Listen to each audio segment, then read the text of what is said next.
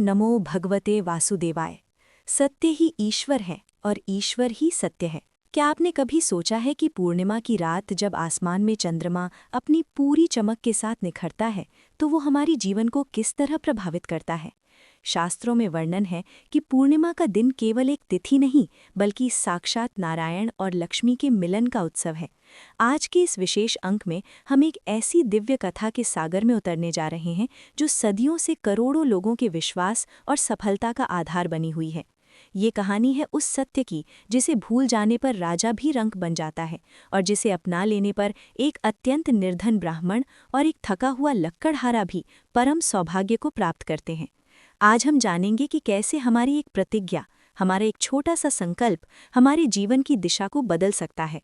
अगर आप भी अपने जीवन में चल रहे संघर्षों, आर्थिक तंगियों या मानसिक अशांति से थक चुके हैं तो आज की ये पावन पूर्णिमा व्रत कथा आपके लिए ही है। ये कथा आपको सिखाएगी कि कैसे पूर्ण श्रद्धा और सत्य के मार्ग पर चलकर बिगड़े हुए काम भी फिर से संवर जाते हैं। आज का ये वीडियो आपकी आत्मा को शांति और आपके घर को समृद्धि से भर देने वाला है। मेरा आपसे अनुरोध है कि इस पावन कथा के हर एक शब्द को ध्यान से सुनें, क्योंकि इस कथा का हर अध्याय अपने आप में एक जीवन का गहरा रहस्य समेटे हुए है। तो आइए अपने हृदय के मंदिर में भगवान श्रीहरि विष्णु को विराजित करें और पूरी एकाग्रता के साथ श्रवण करें पूर्णिमा की ये दिव्य और मंगलकारी महाकथा। काशी नगरी में शतानंद नाम के एक अत्यंत निर्धन ब्राह्मण रहते थे, जो भूख और प्यास से व्याकुल होकर प्रतिदिन भिक्षा मांगने के लिए दर दर भटकते थे। उनकी गरीबी इतनी अधिक थी कि कई बार उन्हें पूरे दिन में एक मुट्ठी अन्न भी प्राप्त नहीं होता था और वे रात भर भूखे पेट भगवान का नाम जपते रहते थे। अपने भक्त की ये दयनीय स्थिति देखकर जगत के स्वामी भगवान विष्णु का हृदय करुणा से भर गया। उन्होंने एक अति वृद्ध ब्राह्मण का रूप धारण किया और शतानंद के मार्ग में आकर खड़े हो गए।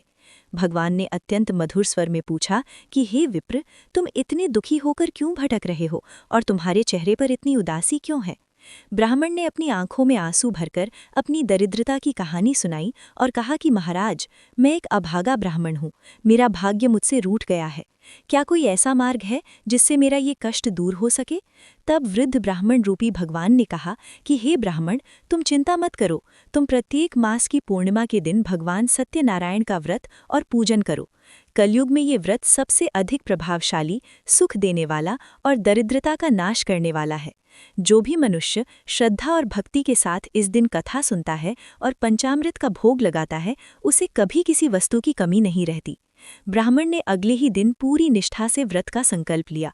भगवान की ऐसी कृपा हुई कि उस दिन उसे भिक्षा में इतना धन और अनाज मिला जितना उसे जीवन भर कभी नहीं मिला था। उसने उस धन से अपने सगे संबंधियों और मित्रों को बुलाया और भगवान का दिव्य पूजन किया। इसके प्रभाव से शतानंद की गरीबी जड़ से समाप्त हो गई और वो परम ऐश्वर्यवान बनकर समाज में सम्मानित हुआ। एक बार जब शतानंद अपने घर पर भव्य कथा का आयोजन कर रहे थे, तभी वहां से एक प्यासा और लकड़ियों के भारी गट्ठर से लदा हुआ लक्कड़हारा गुजरा। उसने जब सुंदर मंडप और शंखों की आवाज सुनी तो वो वहीं रुक गया। उसने भगवान का दिव्य प्रसाद ग्रहण किया और शतानंद के चरणों में गिरकर इस व्रत की विधि और इसके फलों के बारे में पूछा। शतानंद ने उसे बताया कि ये व्रत साक्षात विष्णु जी का है, जो हर इच्छा पूरी करते हैं। लक्कड़हारे ने उसी समय मन ही मन संकल्प लिया कि आज लकड़ियां बेचने से उसे जो भी धन मिलेगा वो उसे अपनी भूख मिटाने के बजाय भगवान की सेवा में अर्पित करेगा। उस दिन भगवान की लीला से उसे लकड़ियों के इतने ऊंचे दाम मिले कि उसकी झोली भर गई। उसने बाजार से उत्तम गेहूं का चूर्ण, शुद्ध घी, दूध, दही और मीठे फल खरीदे और अपने घर जाकर बड़े उत्साह से कथा करवाई। इससे वो लक्कड़हारा भी परम सुखी हुआ। उसके सारे रोग और शोक मिट गए और अंत में उसे वैकुंठ लोक की प्राप्ति हुई। इसके उपरांत कथा में साधु नाम के एक बहुत बड़े वैश्य का वर्णन आता है। उसकी पत्नी का नाम लीलावती था, जो अत्यंत पतिव्रता और धार्मिक थी। वे दोनों धनवान तो थे, लेकिन संतान न होने के कारण उनके जीवन में अंधकार था। एक दिन साधु वैश्य ने राजा उल्कामुख को नदी तट पर पूर्णिमा का व्रत करते देखा और उनसे इसके फल के बारे में पूछा। राजा ने बताया कि इस व्रत से निःसंतान को संतान मिलती है। वैश्य ने भी संकल्प लिया कि यदि उसे संतान हुई तो वो 1.25 लाख का पूजन करेगा। भगवान की कृपा से लीलावती ने एक अति सुंदर कन्या को जन्म दिया, जिसका नाम कलावती रखा गया। लेकिन वैश्य माया के जाल में ऐसा फंसा कि वो अपना वचन भूल गया। जब कलावती विवाह योग्य हुई और उसका विवाह एक प्रतिष्ठित युवक से हो गया, तब भी वैश्य ने वो व्रत नहीं किया। भगवान ने उसकी इस भूल पर उसे दंड देने का निश्चय किया। जब वो वैश्य अपने दामाद के साथ रत्नपुर नगर में व्यापार करने गया तो वहां के राजा चंद्रकेतु के महल में चोरी हुई। चोरों ने पकड़े जाने के डर से राजा के आभूषण वैश्य की नाव में छिपा दिए।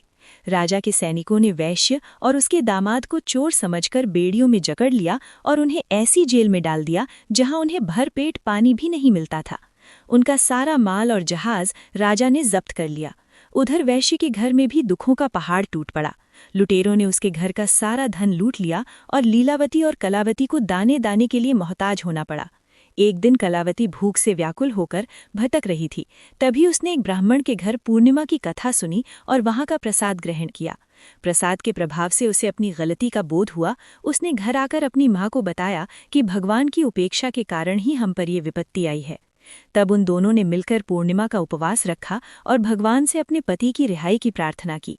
भगवान प्रसन्न हुए और राजा के सपने में आकर आदेश दिया कि उन निर्दोष व्यापारियों को तुरंत छोड़ दो और उनका धन वापस करो, अन्यथा तुम्हारा विनाश हो जाएगा।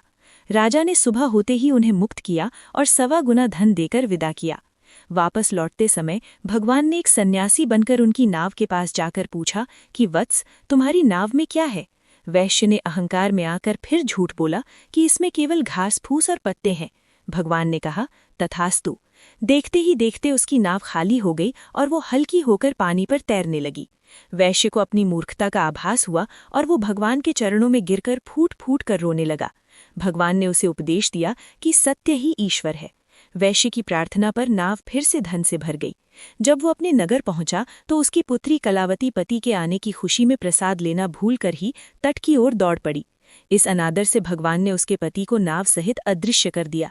कलावती को अपनी भूल का एहसास हुआ और उसने वापस जाकर श्रद्धापूर्वक प्रसाद ग्रहण किया।